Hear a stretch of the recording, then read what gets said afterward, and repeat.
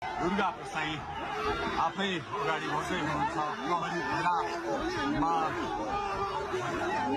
प्रहरीलाई गाडीले पेलेर दुर्गा प्रसाई अगाडि बस्दै हुनुहुन्छ। हामी अगाडि बढ्दैछौँ जहाँ कसैले रोक्न सक्ने अवस्था छैन। कसैले प्रहरीलाई दुर्गा प्रसाईले पेलेर अगाडि बढिरहेको भएको छ।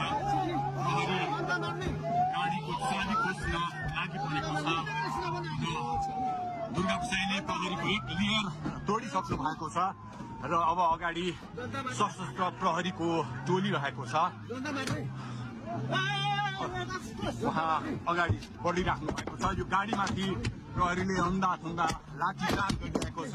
तपाईँ देख्न सक्नुहुन्छ दुर्गा प्रसाईको गाडीलाई प्रहरीले रोकिराखेको अवस्था। उहाँले यो प्रहरीका सम्पूर्ण सुरक्षा घेरा तोडेर दुर्गा प्रसाई अगाडि बढ्नु भएको छ र यति बेला किनखुनेको यो पुलबाट अगाडि बढिसकेको छ। यो दृश्य अगाडिपट्टि